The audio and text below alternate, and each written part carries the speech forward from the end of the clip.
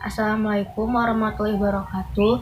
Saya Solvia dengan NPM 201415139 dari kelas Kehutanan B akan mempresentasikan terkait populasi dan pola penyebaran kantong semar atau Nepenthes gracilis di Rhinochems Resort Sukaraja Atas, kawasan Taman Nasional Bukit Barisan Selatan.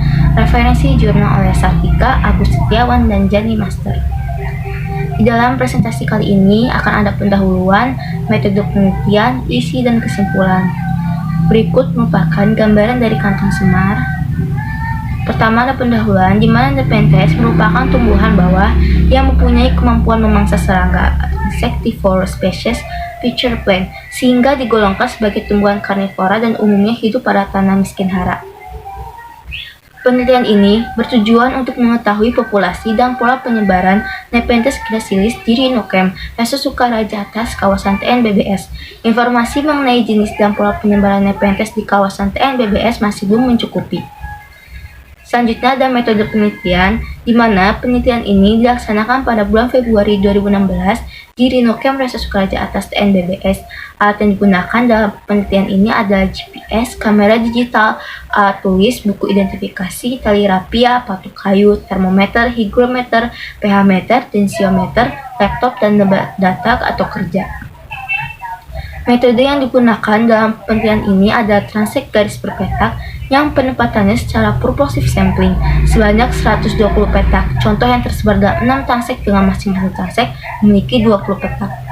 Selanjutnya ada isi, di mana ada hasil pembahasan. Berdasarkan tabel 1, Nepenthes gracilis yang ditemukan pada lokasi penelitian sebanyak 2079 kantong atau sekitar 297-520 individu. Nepenthes gracilis yang paling banyak ditemukan di transek 3 yaitu sebanyak 554 kantong dan paling sedikit pada transek 6 dengan jumlah 60 kantong. Berikut merupakan tabel 1. Perbedaan jumlah ditemukannya Nepenthes gracilis di setiap transek berbeda dikarenakan berbagai faktor seperti tutupan tajuk serta gangguan yang diakibatkan oleh manusia maupun satwa. Nepenthes gracilis menggunakan tumbuhan lain sebagai penopang tubuhnya, akan tetapi tumbuhan ini tidak merugikan tumbuhan penopang, kecuali kemungkinan yang terjadi hanya penanggungan terhadap tumbuhan tersebut.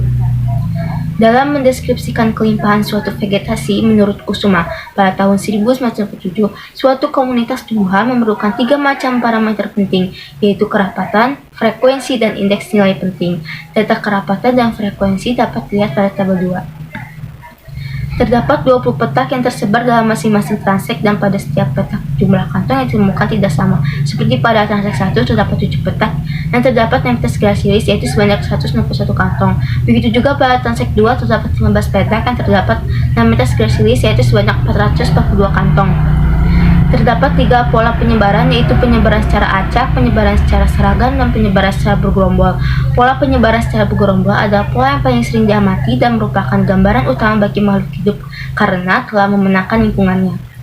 Parameter lingkungan, kelembabannya yaitu 83,6, temperatur 23,6 derajat Celcius, curah hujannya sekitar 2.500 sampai 3.000 mm per tahun, dengan tutupan kanopi tutupan tajuk sebesar 30% dan pH-nya 4,96. Dan terakhir ada kesimpulan, di mana berdasarkan hasil penelitian di Rhinochems Resort Sukaraja Atas NBBS pada bulan Februari tahun 2016 ditemukan Nepenthes gracilis dengan keadaan berbunga.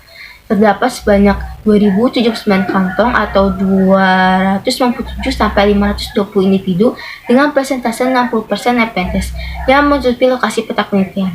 Cara hidupnya yaitu menempel pada Yersinia linearis sebagai penopang tubuhnya. Selain itu ditemukan juga tumbuhan lain di sekitar Nepenthes gracilis, yaitu meliputi ada Artoborchis sp, Smilax sp, Cassosephalum crepidioides, Becum finlaysonianum, Melastoma malabatricum, Clidemia hirta, dan Imperata cylindrical, termasuk dalam pola penyebaran secara bergerombol pada ketinggian 615-645 meter di atas permukaan laut. Terima kasih, hanya ini yang bisa saya sampaikan. Maaf bila ada kesalahan. Wassalamualaikum warahmatullahi wabarakatuh.